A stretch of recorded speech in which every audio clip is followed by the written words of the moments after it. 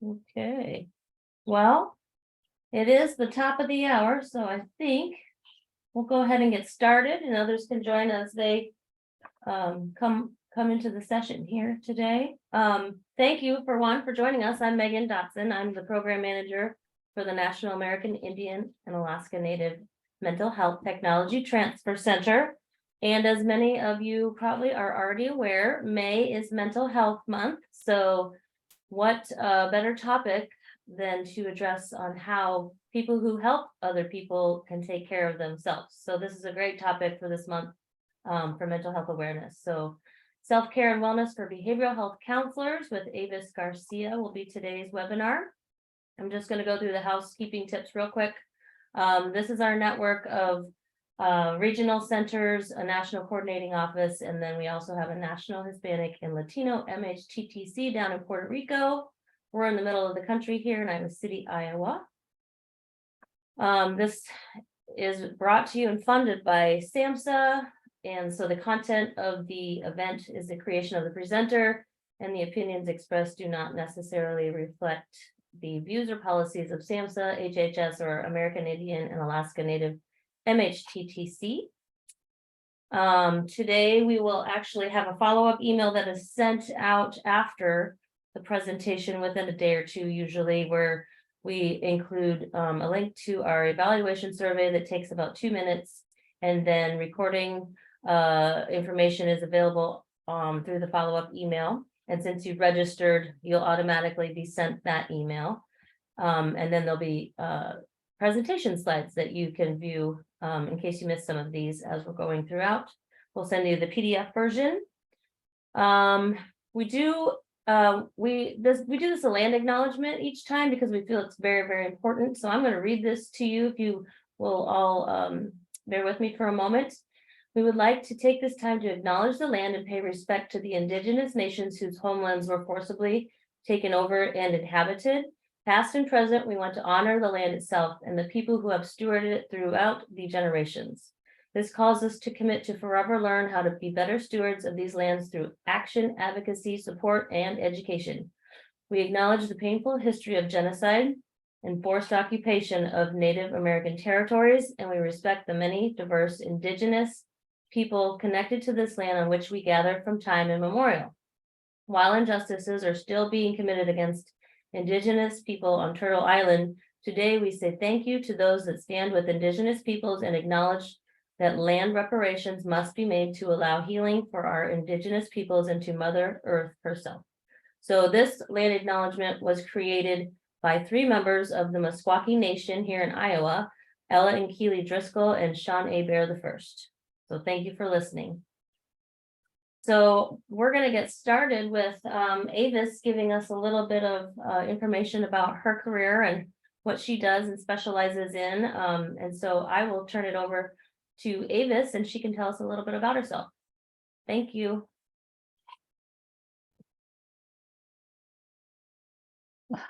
Thank you guys for being here today. I'm very excited to do this presentation on self-care today. I am, as you can see here up on the screen, I am enrolled member of the Arapaho tribe. My mother was Northern Arapaho and my father was Eastern Shoshone. And I have been a licensed counselor and addictions therapist for over 21, almost 22 years now. I have a doctorate in counselor education and supervision, and I have like a variety of counseling experience in different areas of counseling. And of course, a majority of it has been in the addiction field. I am currently working for the Crow tribe, running their substance abuse program here. And I am also in the process of transitioning back to the Wind River Reservation. So probably the next time you see me, I'll be broadcasting from Wyoming. And working in the substance abuse field as long as I have has made me realize how many people that are struggling with drug and alcohol problems are traumatized and have trauma, and some of them it's multiple traumas. And so we as helping professionals and counselors in the field were exposed to this, and it is a tough job at times. It can be overbearing, it can be stressful, and it's very, very important that we practice self-care. And in my counseling training, self-care has always been something that we spent a good majority of our time on. So I'm very excited to cover this topic today and hope that it'll be helpful to all of you that are here today. So since it is, Mental Health Awareness Month, this is the time to focus on ourselves a little bit here today. Although you'll find some of this information I have will also benefit your clients. So we'll go on ahead and get started with today's presentation. And for all of us as counselors, the goal is we need to identify this need for the long life pursuit of self-care throughout the changes of life with a focused plan to promote wellness. So I like to share with people when I do these presentations, when I went back for my doctorate, we had to write like a 10-page paper on self-care. And I thought it was a lot when I looked at it, but it's very important to write that stuff down and have your own plan, and from time to time pull it out and update it and add things to it. So we can go to the next slide, Megan. So the objectives for today will identify the value of wellness for yourself personally and professionally. We all have our personal lives outside of work. Understand attunement with our clients and the impact as a mental health professional. And identify beliefs leading to fatigue and burnout and address those with more adaptive thinking. And learn some practical ways to care for ourselves. This is a quote that I liked. It just says, "Don't be afraid to cry. It will free your mind of sorrowful thoughts." And I share with the clients that I work with that there is research that shows crying is cleansing. It does release toxins that are stored in certain parts of your body. And so it's okay. It can actually be cleansing and helpful. So we can go to the next slide. This is a little exercise that I like to share with people. I call it my medicine bag exercise. And this is my bag that my friend made for me. And I just love it because it's smoked buckskin. And so we need to have things for ourselves that offer ourselves some self-comfort and some good feelings. And inside my bag, and some people carry their different medicines. And I'd like people to take this bag, and you can even make them with your clients. This is made out of buckskin, but you can make them out of cloth. My grandma often made bags for my grandfather out of cloth that she sewed herself. And he would put his various medicines in there that he used. But to think of, positive thoughts and positive memories and things that cheer you up and make you happy, to, open your bag and put those thoughts in here for the times that you're feeling maybe a little overwhelmed and a little stressed. So I have some sage and I have some cedar in here. And whatever you choose to put inside your bag that's calming and peaceful. So for me, growing up, cedar and sweet grass has always been a part of my life that I continue to use through today. So that's a part of my self-care that I like to share with people. So we can go on to the next slide.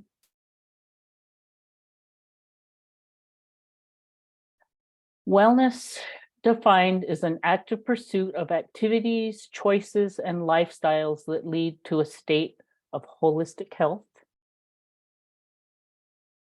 So some of the key components of wellness are: they need to be fluid and proactive and preventative.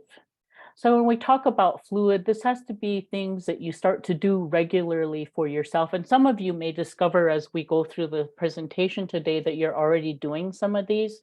So they'll just come natural for you and be a regular part of your life. And I tell people, don't wait until you're burnt out and overwhelmed.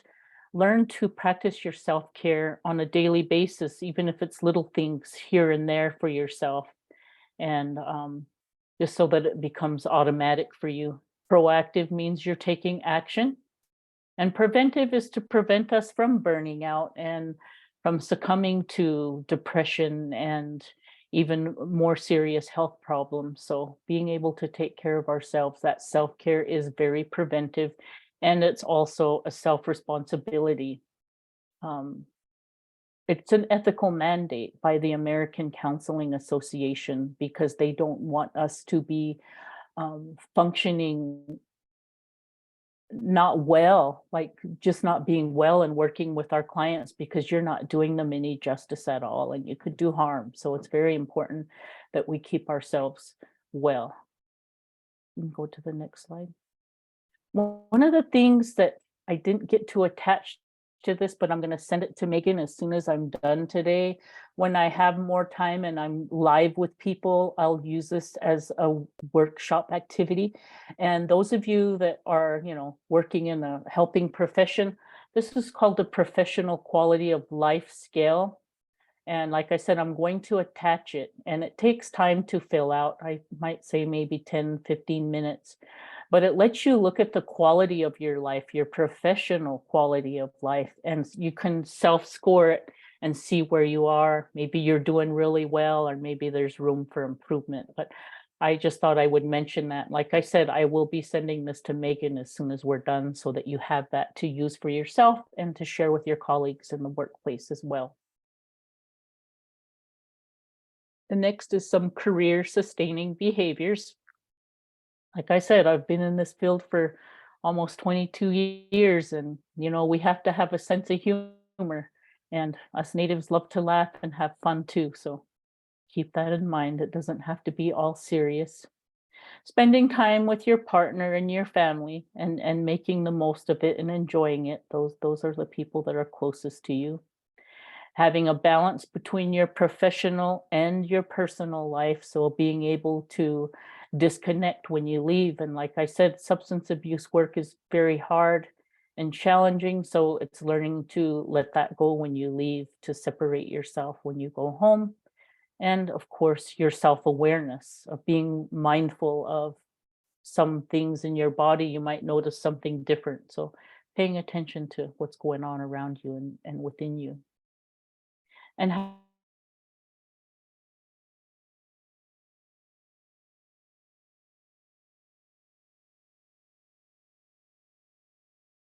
Looks like she's frozen, everybody. Give it her a second and we'll see if she can come back.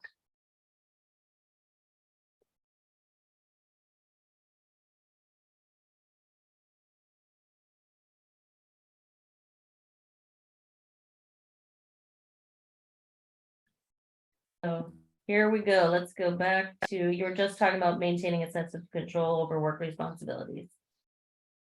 mm-hmm. Okay.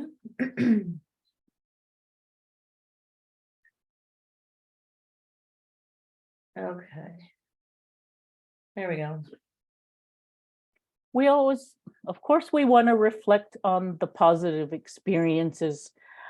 I just love it when somebody establishes recovery or gets into recovery and or just gives me a little bit of thank you for the time that I spend with them. And I was listening somewhere the last few days, and it said if you get thank you notes from people, to save those in a file or a little place somewhere for when you're having some downtimes and you need a little boost. And I have always said, no matter where I go, if I help one person, I've done my job. And that's why I got into this profession, was because I wanted to help people. So it's being optimistic and, regardless of the circumstances, looking for those positive things. Also remaining objective. You always want to pay attention to everything, the whole picture.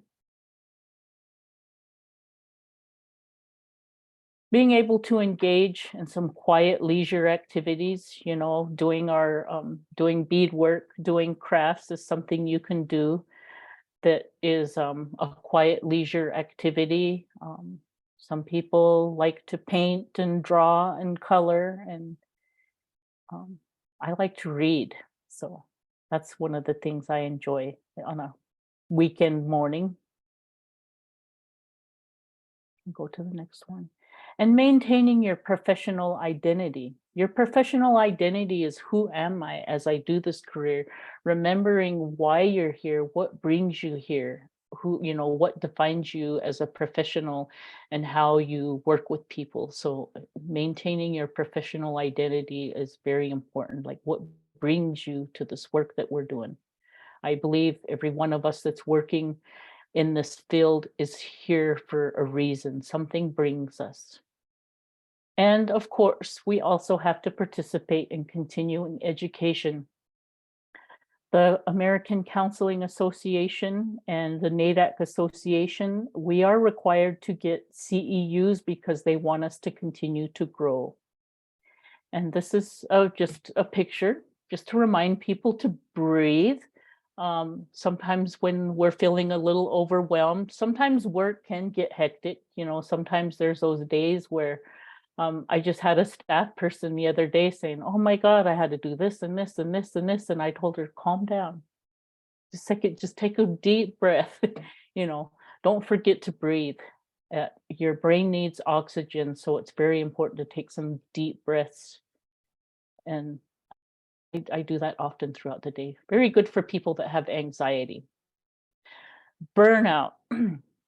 This is the extinction of motivation or incentive, especially where one's devotion to a cause or relationship fails to produce the desired results. So this is what we're working to avoid. We don't want any of you to burn out. And the way you're going to prevent that is to be mindful of it and to take really good care of yourself. You can't take care of others if you're not taking care of yourself.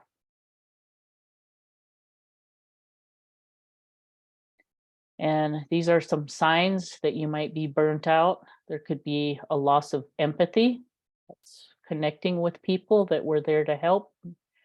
A decreased sense of accomplishment, just feeling like what you're doing isn't making any difference anymore. Feelings of emotional exhaustion.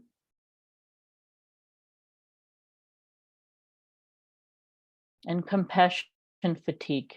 This is the experience when you're exposed to other people's suffering, their trauma, coupled with an inability to rescue them from whatever it is they're going through, can cause you to have feelings of depletion, anxiety, depression, resentment.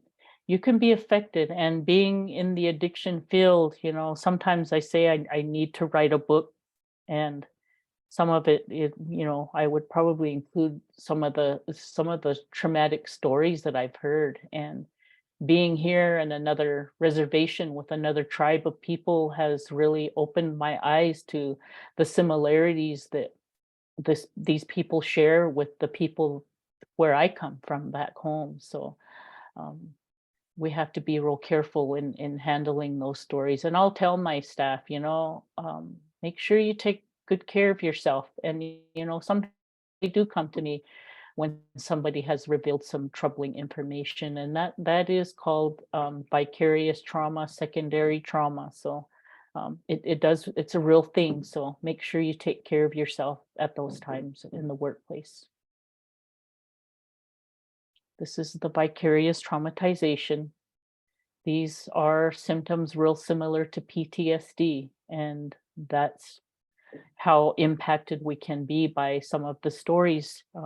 And I like stories. They're not all negative. Sometimes we have some really good stories from our people, but we also need to focus on the fact that these people have survived, and we are resilient people.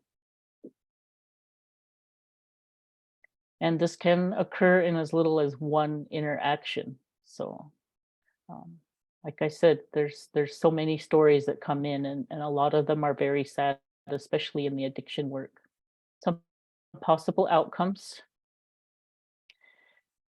denying the client's traumatic experiences, overdiagnosing and pathologizing clients,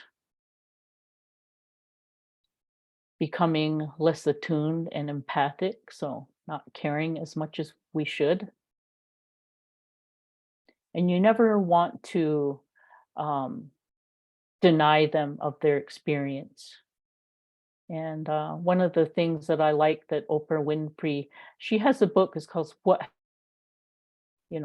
Me What Happened to You. And this is a video of what burnout looks like. I don't know if you can click on it and see if this will play. Well, I was trying, but I think I have to set it up ahead of time to show a video, so Okay, it'll be included in the package. yeah, it will be, and you All can right, look guys. it up.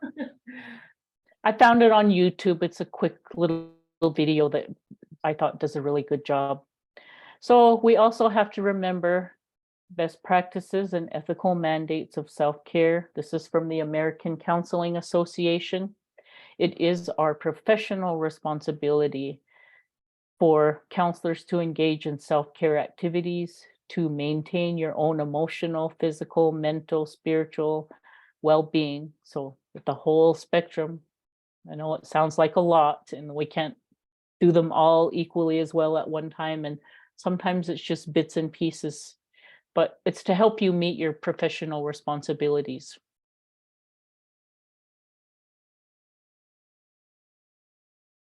And then we need to have the rhythm of personal and professional life. So having that work-life balance.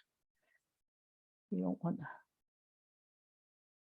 And these are the 3 Ps. We have to have a perspective.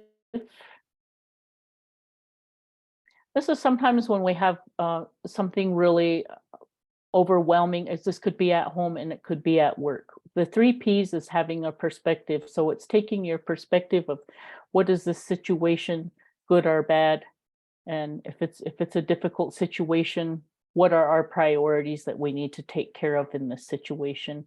And also permission. What are you going to say yes to, and what are you going to say no to? Because you can't agree to take on everything for someone, but you can kind of set up those guidelines of, I'm not going to allow this to happen to me, or these are some of the things that I'm willing to do. So again, keep your perspective, take care of your priorities, and set your boundaries with giving permission to what you'll accept.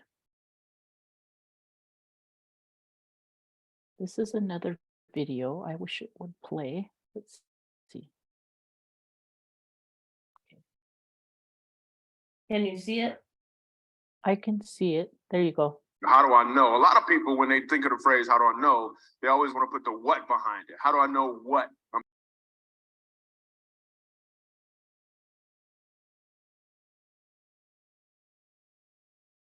The sound went away. You can't hear it? Like, for instance, people There you know go. that I do comedy, but that's what I do. My why is to inspire people to walk in purpose. So I can do comedy, I can write books, I can be in a movie, because all of it is motivated by my why. In fact, I have a new web series out called Michael Jr. Break Time. We probably just did the 6th episode. It's on YouTube. And so every single Wednesday at 3 o'clock, we drop a new episode on YouTube of Michael Jr. Break Time. What it is it's me. I travel around the country and I do stand-up comedy, in case you didn't know. And in the middle of my comedy set sometime, I'll stop and just talk to my audience. And we've been filming this, and it's pretty cool. So we're in Winston-Salem. I'm gonna show you a clip from Winston-Salem. And I'm just talking to this guy in the audience, and he tells me that he's a musical instructor at a school. So I was like, all right, you're a musical instructor, can you sing? Let me hear you sing a song. So this is what happened at the last episode of Michael Jr.'s Break Time. Check it. So you're a musical director? Cool. Yes, sir. All right, so let me get a couple bars of like Amazing Grace. Can you do the first part of that? Go ahead. Amazing grace, How sweet the sound that saved a wretch like me. Wow. That bro could sing. You know what I'm saying? All right, all right.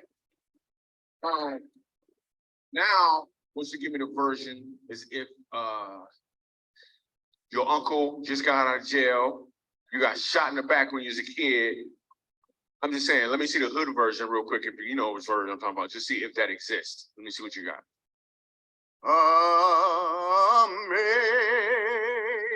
Amazing grace, how sweet the sound that saved a wretch like me.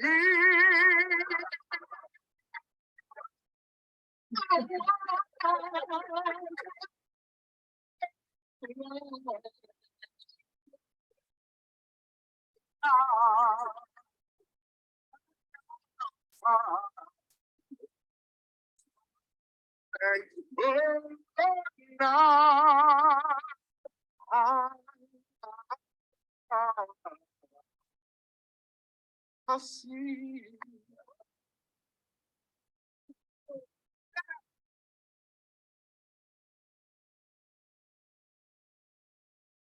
Okay. Here's what I want you to catch. The first time I asked him to sing, he knew what he was doing. The second time, he knew why he was doing it. When you know your why, your what becomes more impactful because you're walking towards or in your purpose.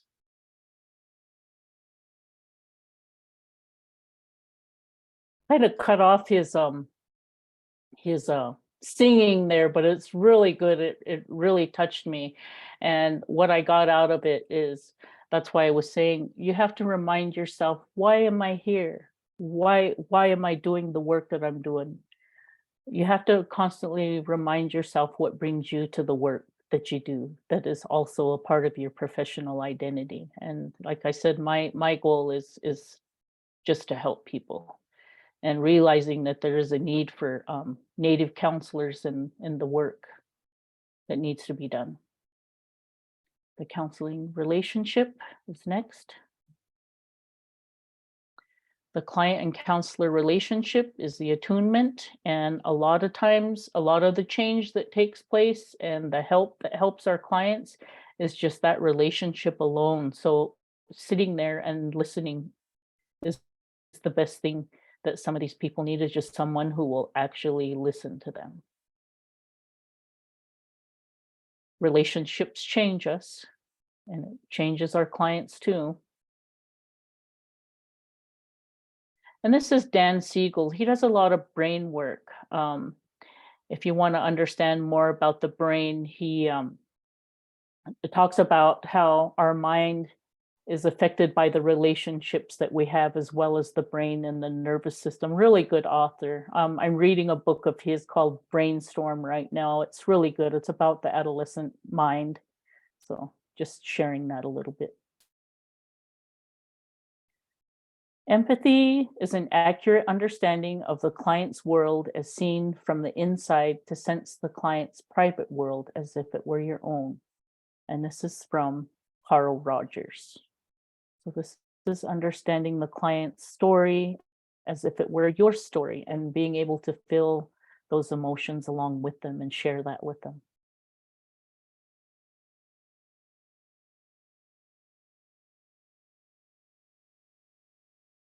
More on empathy, listening to tragic and emotionally difficult stories. Like I told you, I like stories, so I've heard a lot in my time. It opens us up so that we can feel the client's pain, understanding what they've been through, probably a lot of the reason they choose to numb out and escape. And it's a one-way street.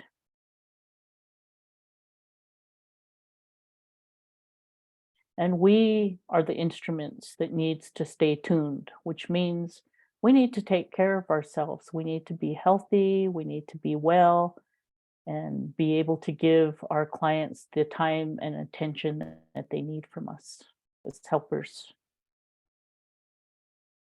Counseling is a profession dependent upon our ability to be authentic and attune and empathetically, because it's through the process of careful attunement that healing and growth occurs.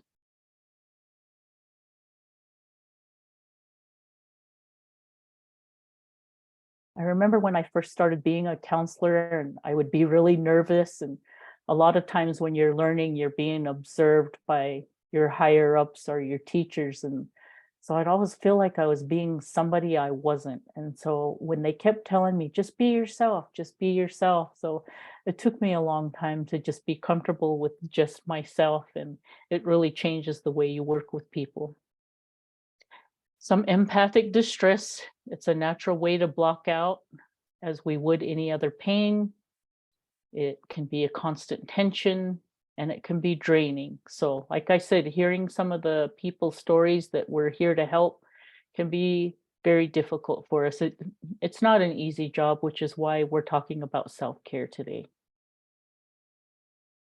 So we have to have some compassion, which is a sense of tenderness and care that embraces the suffering of others rather than struggling with it. So rather than struggling with it and not wanting to hear it, but being able to embrace it. And every day when we go to work, we pray and smudge at our office. And so I always pray for the people that we're working with and think of the people that I know I'm helping that are struggling. Core beliefs and doubts of competence. So there's the imposter syndrome, beliefs that we might have behind our doubts. And this is where I was telling you when I first started counseling, I was like, there was times when I was like, I don't know what I'm doing. I don't feel like, how am I supposed to feel? So it's good to have good supervision. We also need to reframe our beliefs. And this is where supervision and consultation is most important. I supervise my counselors on a weekly basis, and I have a little checklist that I go through to check off on everything with them. And once a week, we meet as a group, as a team, just to talk about anything we want to talk about that relates to the work that we're doing, specifically our work.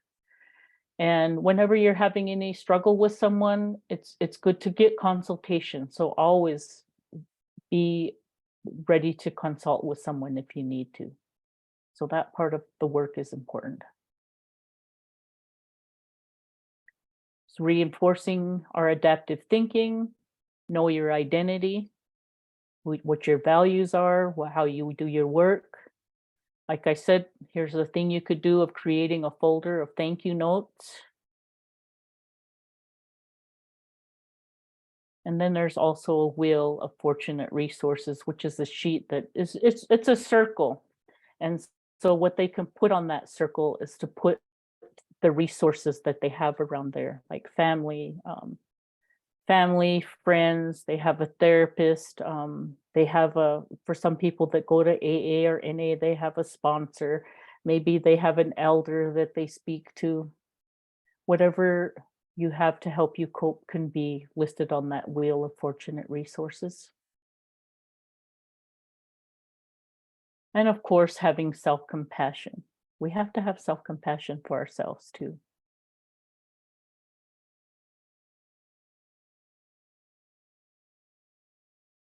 Compassion with equanimity, giving and receiving compassion. So there's also exercise is good for us. Treating yourself gently. Treat yourself gently the rest of the day. Building resilience. And so resiliency is something that has kind of, to me, recently emerged in the field in the last 3-4 years. So it's how is the work you are doing impacting you personally? And I never really considered myself a resilient person until later on in life when, that ACEs score sheet. I use that in my recovery work too, with my clients, of looking at the ACEs score and letting them know that, I tell people I could check every box that's on there and how that's affected me. And according to research, I said I've come to the conclusion I must be one of those resilient people.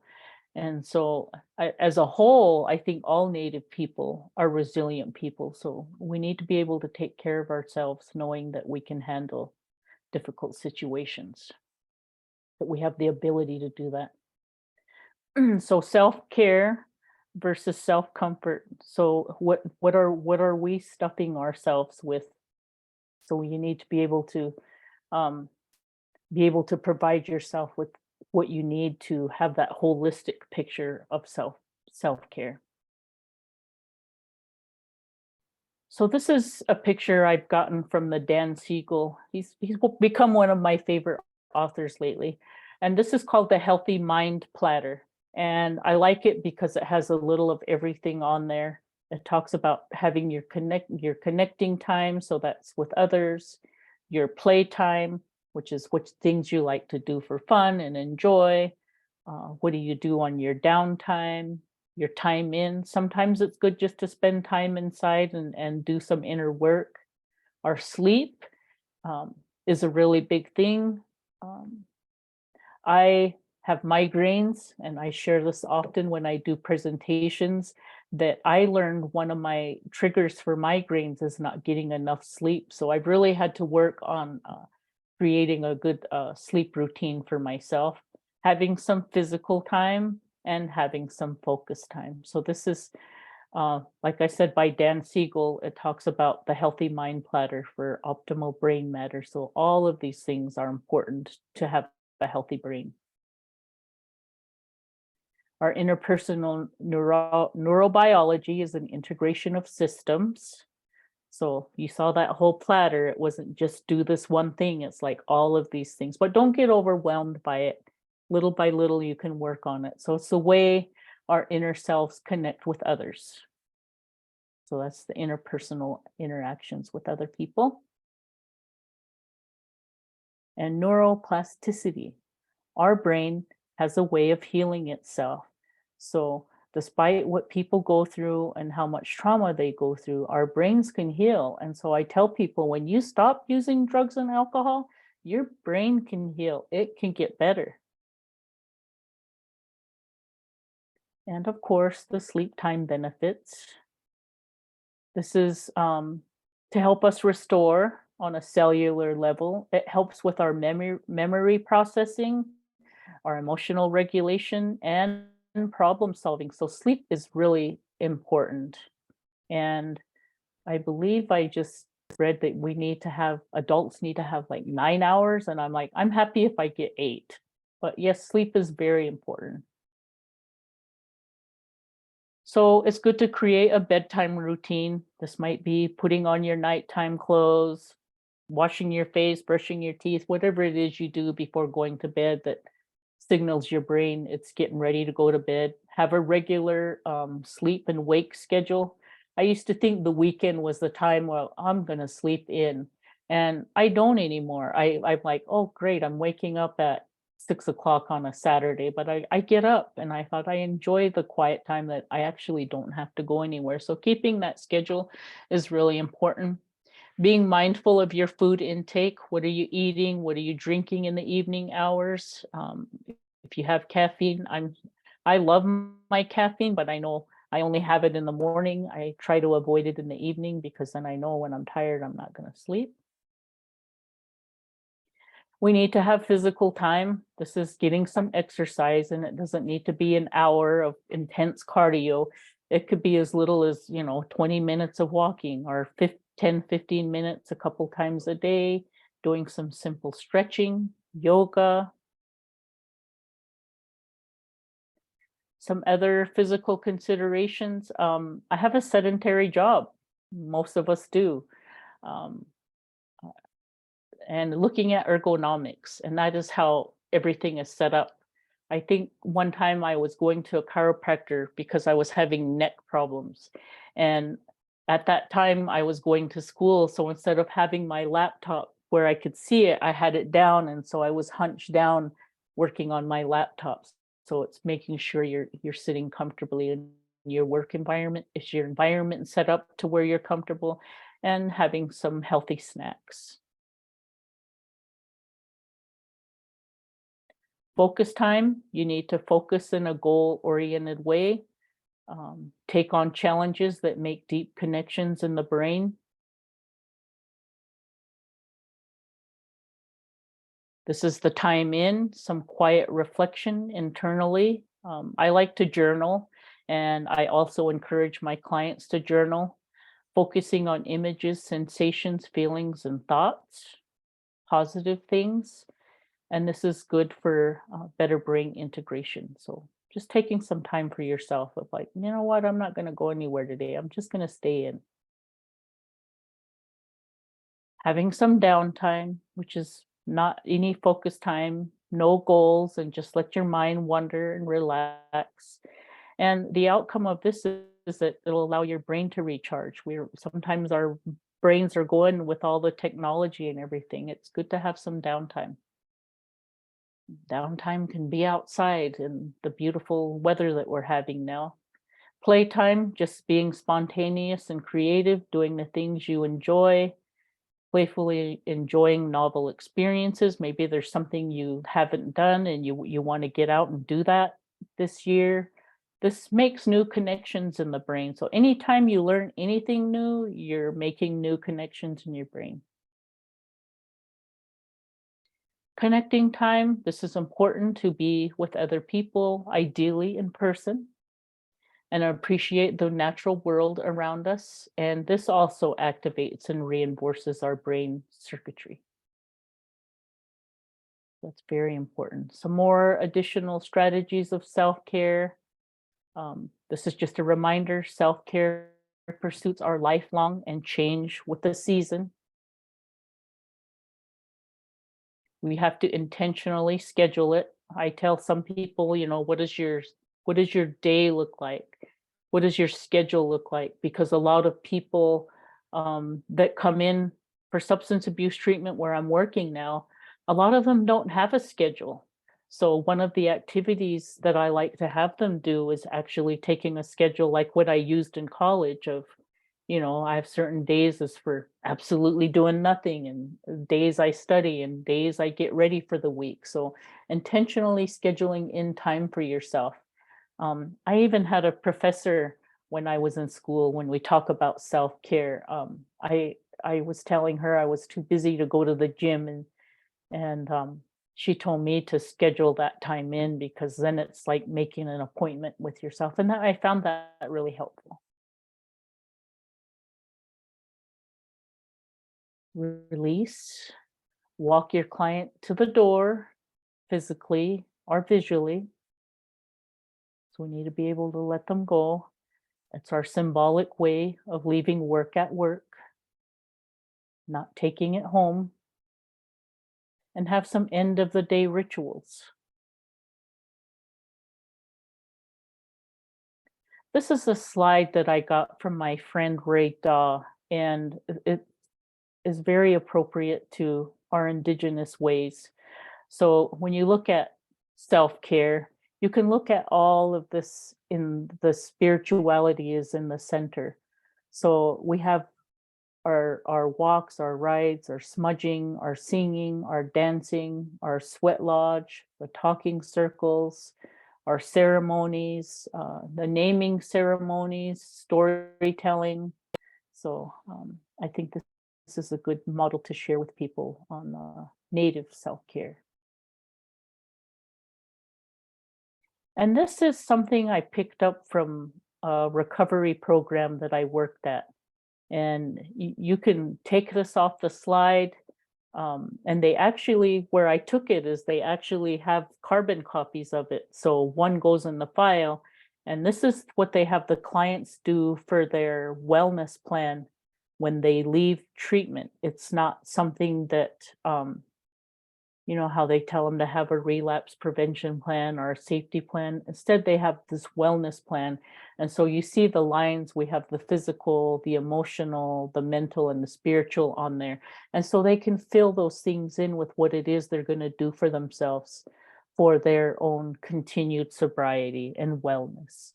And then it doesn't need to be applied to that. This could just be your personal wellness plan. So I hope you take some time to fill one of these out for yourself after doing this today. And so that is the personal wellness plan that I shared with you. And that is the end of the presentation that I have for today. Thank you all for taking time out of your busy schedules to attend the self-care webinar for counselors. And I hope you found something out of here that you'll use for yourself and maybe share with your clients. And I have a few minutes here if anybody has any questions. We did have one in the chat, Avis. We had a question that said, can you tell us what he said about knowing the why your what is more impactful? Knowing why you're here, what brings you to the work that you do, what drives you to do the work that you do. And I'm often asked to, well, just like on here, I share a little bit here and there that I've been through a lot of traumatic experiences in my life, and that's what brings me to the work that I do. And from the work that I do, I realized that I wanted to help people. I lost my brother to suicide when I was 21 years old, and I always had this mind of wanting to know why people did certain things that they did. My mother was an alcoholic, and I wanted to know why, why do people drink and not stop? So that's what brings me to the work that I do, was the why. I was reading books, trying to find out. So I went to college, and it sparked my interest of, I want to learn how to do this work. I want to help people, because I remember my own family saying, "Oh yeah, I did go to counseling, but they didn't understand me." And research has shown that there are people like us that need help, and they need people like us to help them, because there's such a shortage of Native American people in the counseling and helping professions that I decided not only do I want to be that person, that's my why. My later on, as I progressed in my career, was my why was I want to teach. So that took me to pursuing a doctorate, because I want to be able to teach people to do what I do. And I'm currently, I'm also teaching for Southern California University of Health Sciences. They're creating a counseling program there. So I'm actually the content creator. So I'm like, cool, I'm actually teaching. So I always tell people my dream job is to go into full-time teaching, which is why I like doing this. Is my why. I get to do stuff like this. I like to do trainings, and I like to teach. So that's my why. So understanding your what brings you here. Why do you help? My own boss told me, I asked her, recently, because she's still new. I said, "Why do you do this work? What brings you here?" And she said, "I lost my son to alcoholism, and I decided that I wanted to spend the rest of my life helping people overcome alcohol problems." So that's why I say something brings us here. It doesn't just, oh, okay. And I also learned that about trauma when I do my trauma presentations. I tell people to share a traumatic experience, and I never see somebody sitting there saying, "Oh, I've never had any trauma." Everybody always has something that they share that brings them to this work. And a lot of times it is trauma. So maybe that's what brings me to the work that I do. And like I said, if I help one person, I've done my job. So you can't fix everybody, you can't rescue everybody, but you can support them. So remember to take care of yourselves. Very good point. And you're a good teacher, by the way. Thank you. So I can understand why you went into this field 100%. I think there's always a reason that people like us we're helping people for a reason. So there's something behind it every time. So thank you for bringing that point up. Does anybody else have any questions for Avis since we have some time left? Feel free to unmute and just ask.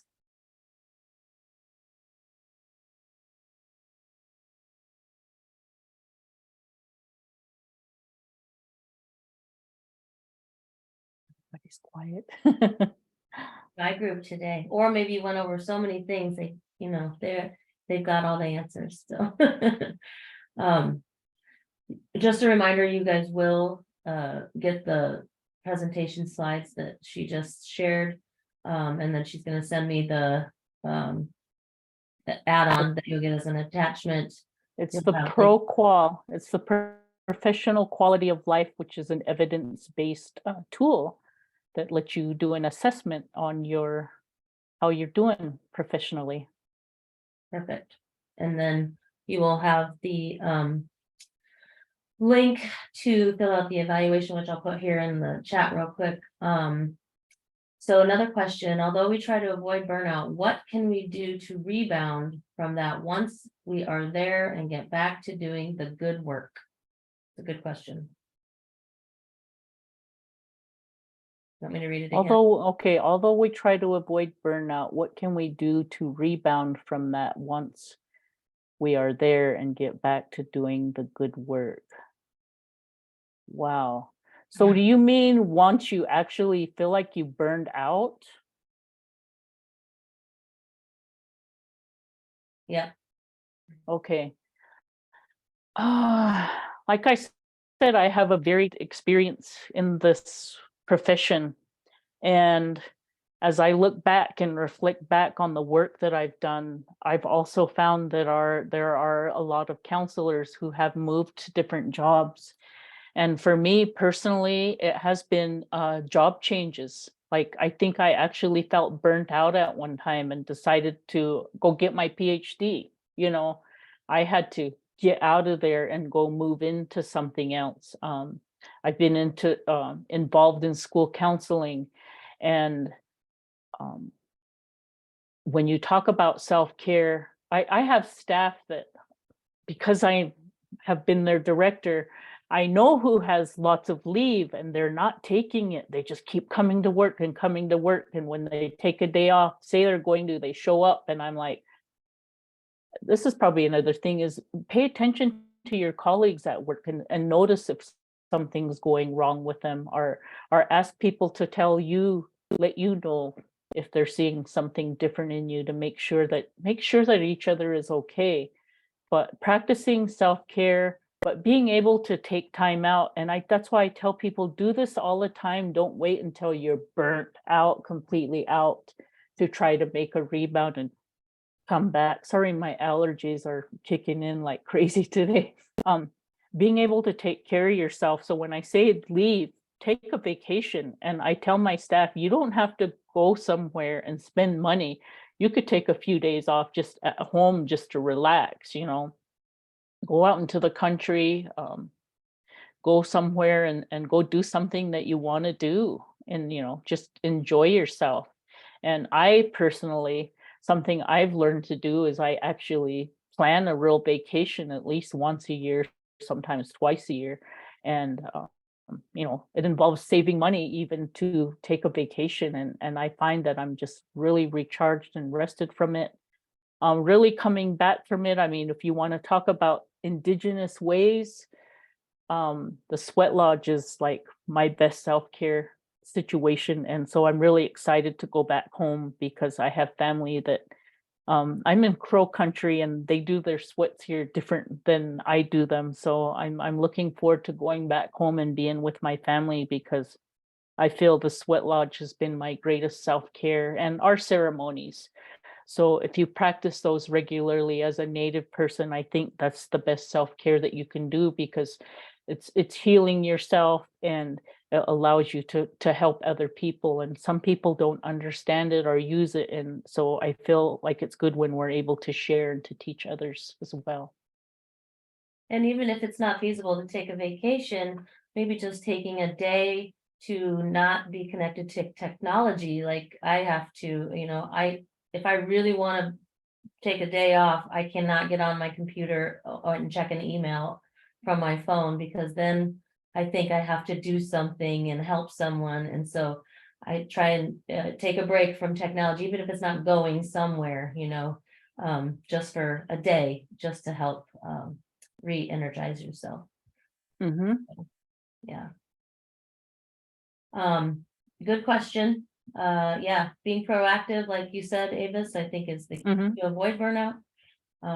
Because it does weigh on everybody. So I hope if there's any more questions, please feel free to interrupt me.